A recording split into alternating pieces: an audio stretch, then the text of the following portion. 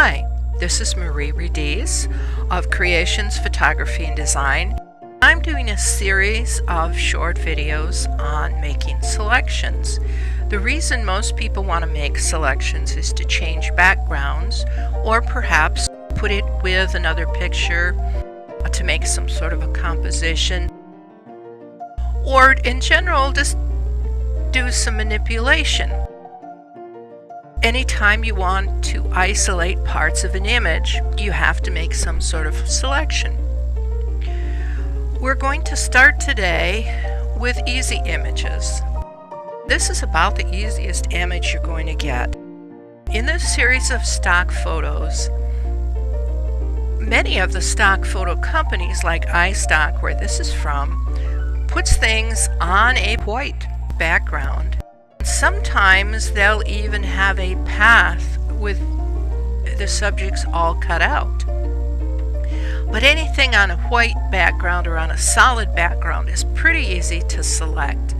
Another good thing for selection is that all these spoons are sharply in focus, and there's a big contrast in color between our subjects and the background.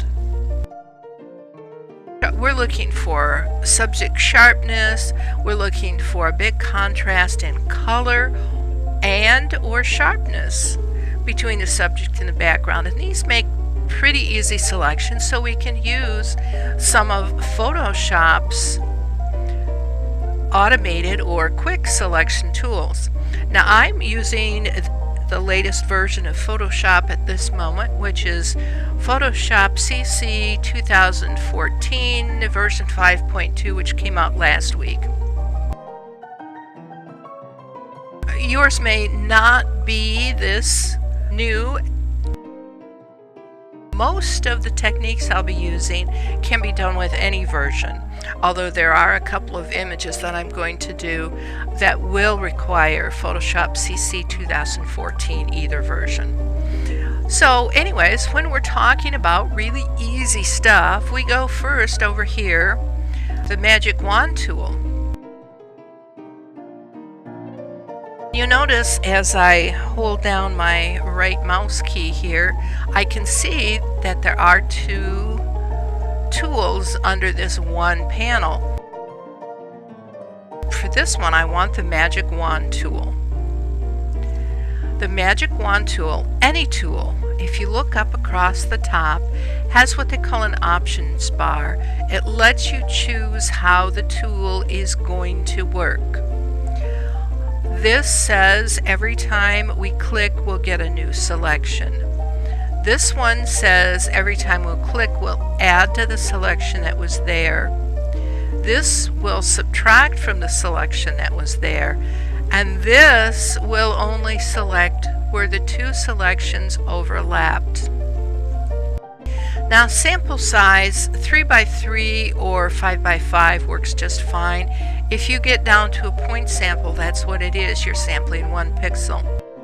Since the wand tool chooses on color, you don't want to be that specific with your color selection.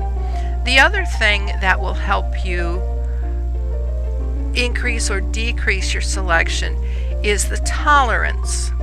I think it comes straight out of the box, straight down from the internet with tolerance set at 32, which works for a lot of things, but for this particular image I had to set the tolerance at 15 to get a little better selection. Ordinarily I leave the contiguous box checked. That means it's only going to select pixels that touch other pixels that are close enough to the color. I don't want to sample all layers. I just want to sample this top layer because my other layers below are the background and I want those to show. I always leave anti-alias on. Now the reason contiguous is off right here is because of this slotted spoon.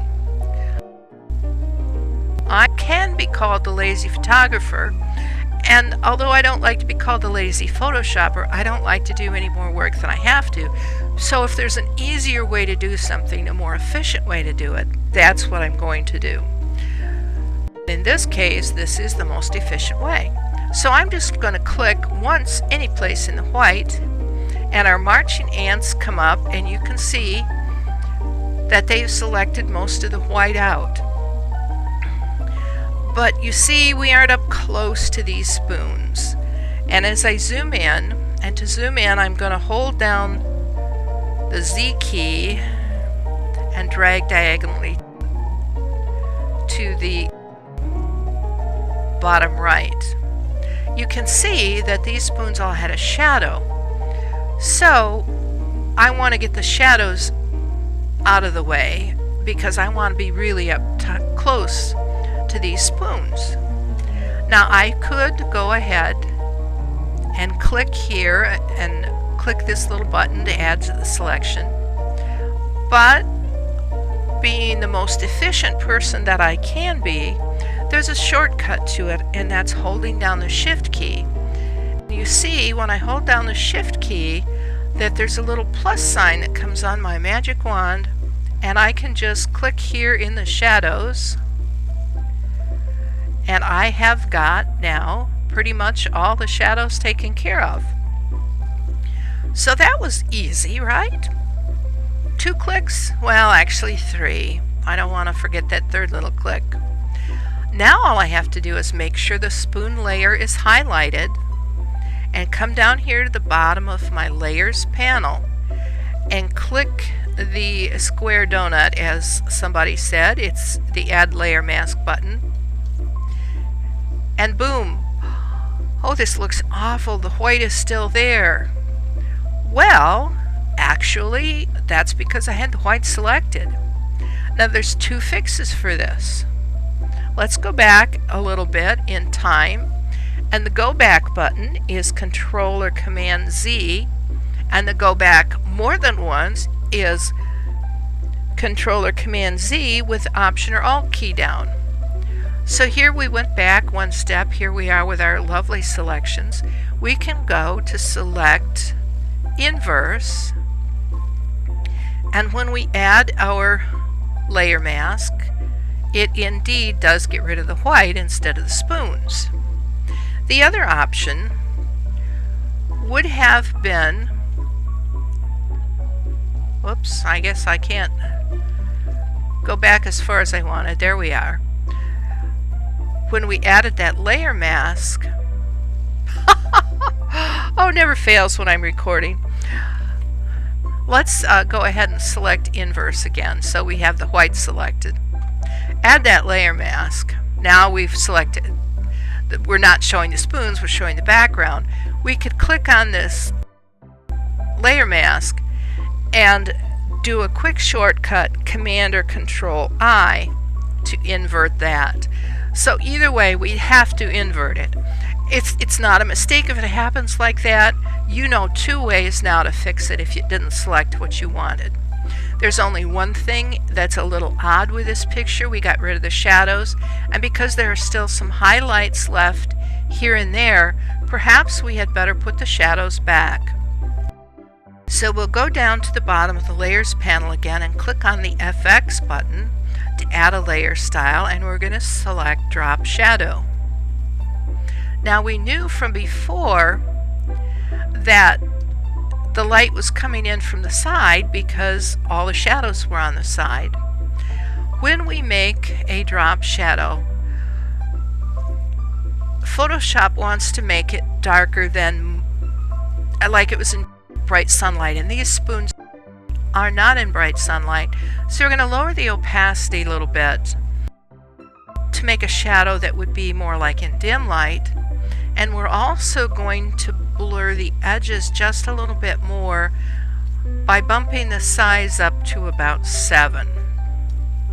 And here you can see with and without the drop shadows, it looks much more realistic. So we have finished this particular selection very easy, very simply, and may all your selections go as well. But I'm going to guess probably not. we'll go over to this crown, and it has a white background. It should be easier, right? Well, there's things in the white background that we didn't have before. So this time, instead of our magic wand tool,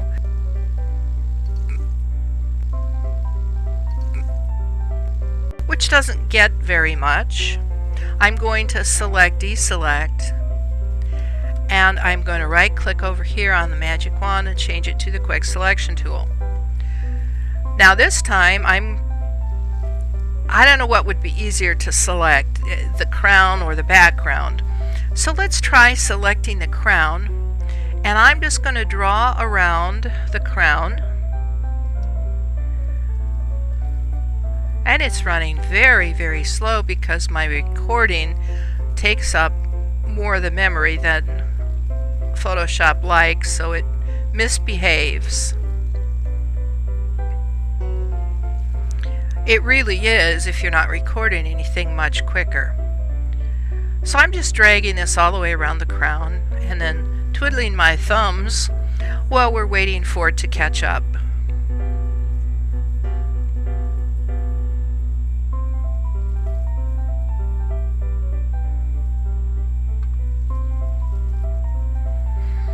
Twiddle, twiddle, twiddle. All right, and we'll get some more here. And we'll go out on a limb and get these.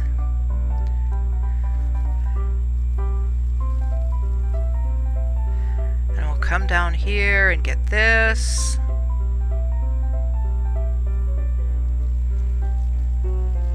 And we'll get this other protrusion here. And the areas in here.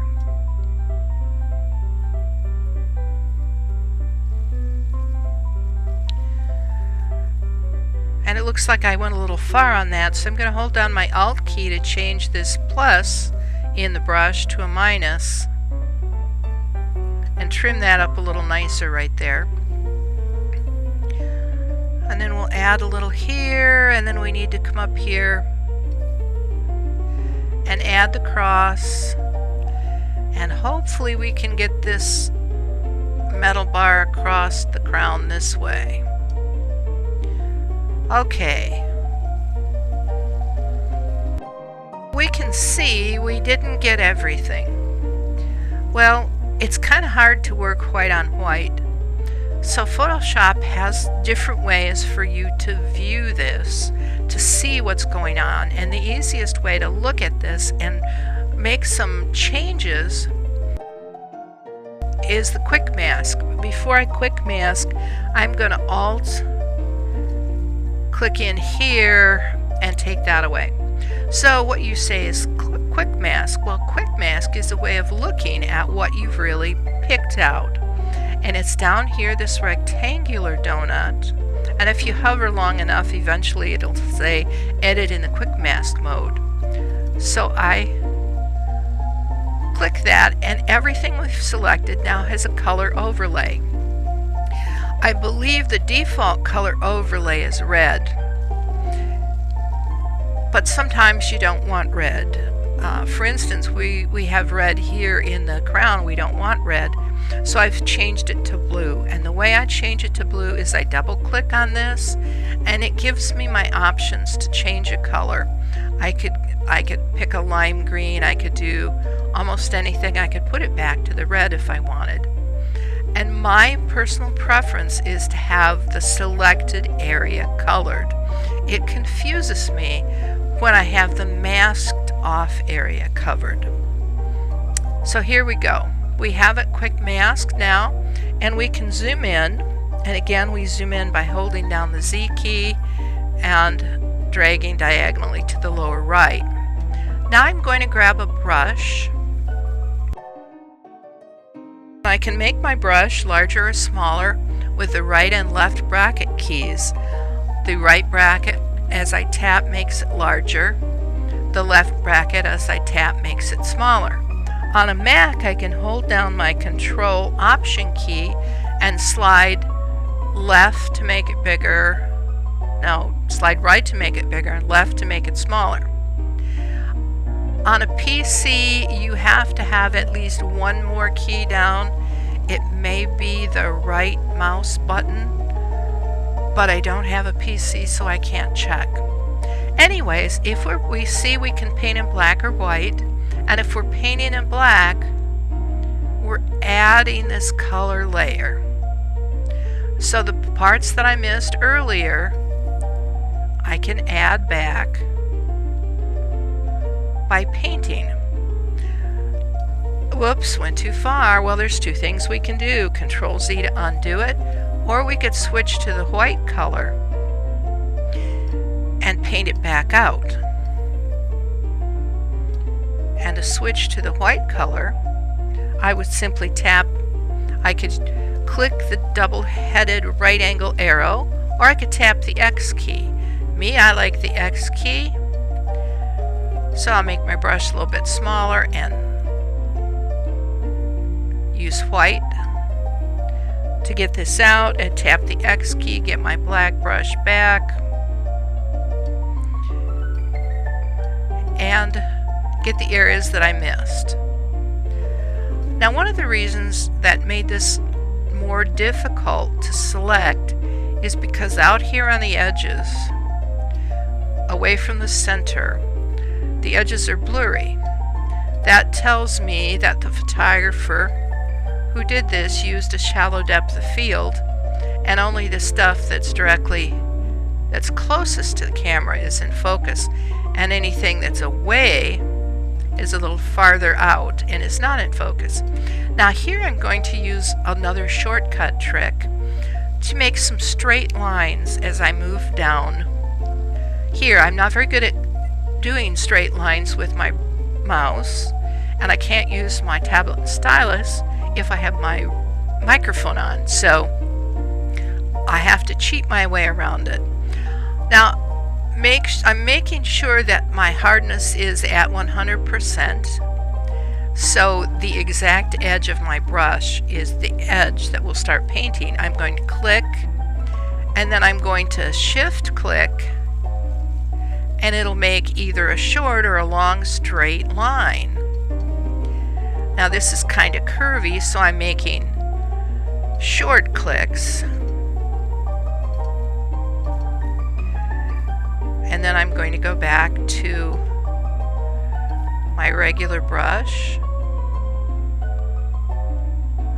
Now here we're going to have to tap X to get a little white. We went too far on that, or wasn't selected well. And here's another place that I'm going to use that white brush.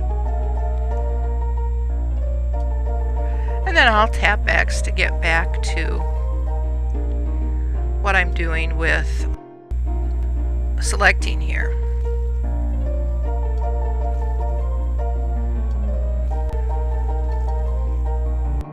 Now here I'm going to tap X and make my brush smaller, and I'm using the bracket key this time because I want to see how well it fits, and I'm going to click and shift click this little white area out. And any place I have that tight corner, sometimes I'll go over the corner and then paint it back, tap X and paint back with the other color. It seems to work better than trying to make my brush so tiny that I can't see it. And we'll do the same thing over here. We'll tap X and we'll paint this out and tap X again, and this refine the edges using our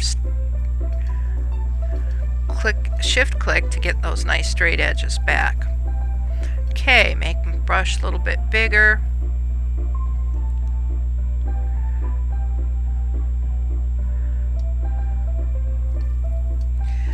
Now, in our initial selection, we want to be as careful as we can, but we don't have to have a perfect selection. We can get by with a pretty good selection, because after we put on our layer mask, we can always adjust that. I'm thinking we're going to have to here. Now here I'm going to shift click again, only going a short distance because this is kind of curvy. And then we got back to our extreme curves here, and I'm going back to freehand.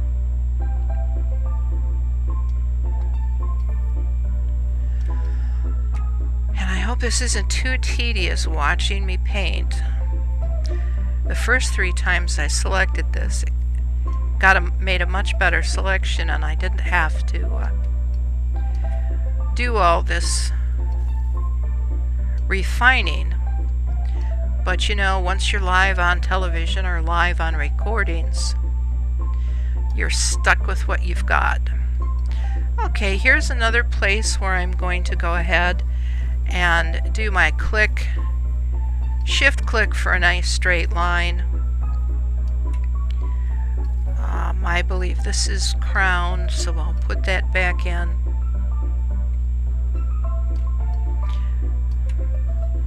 We missed part of the cross here at the top of the crown. I am going to make my brush a little smaller for this bit, so it's about the size. There we go. So click, shift, click, click, shift, click. Oh, I have to go up higher here. Click, shift, click, shift, or click, shift, and there we go.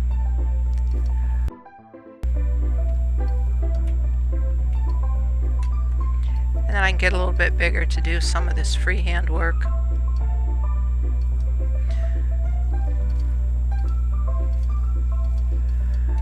I don't know if you can hear my mouse clicking on the recording or not. There we go. And another. Well, looks like we're going to have to do this edge here should be selected as well. And then when we get around here, we can just shift click on over. There's a little stuff here that's not as good as it could be, but we'll manage to put it back in. There we go. And I think this is where we started. Alright. By the way, going back to seeing it fit in the screen is Controller Command 0. Looks like pretty good. We'll tap the Q key or push the Quick Mask button to get back to our selection, and then add the layer mask. Looks pretty darn good, but let's zoom in and make sure it is pretty darn good. Well, here's a little place that's a little awkward, so I'll make sure the layer mask is selected, and anytime I paint in black, I'm removing a tad a little bit from the selection.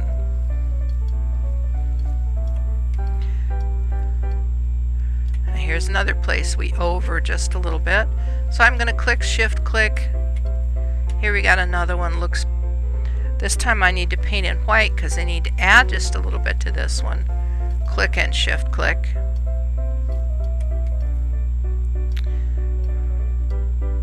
And you always want to take the time to do these, looking around the edges close up. And the other thing that I would recommend strongly, is to have your background in place before you put your first selection together. Because what might look good on this background may not look good on another color or another background. And you really don't want to have to deal with that. So if you know what background you're going to put behind it, yeah, put that background behind it. Now here I got another little sharp corner, so I went a little too far. I'm going to tap the X key and put it back with white. Now I'll show you what this, if you didn't have a background, you'd be working against this checkered background. Very difficult to see on that. If we were to fill this with black, we would see more white edges than we did on our dark gray. Or if we were to fill it with white, we'd see what looks like dark edges here and there. So always when you can, work on your background. And now we have a beautiful selection and we can see our crown against a nice background. Works pretty good. So those were what you might call relatively easy ones. And the next slide, or the next movie, we'll work on some that aren't quite so easy. See you in a few.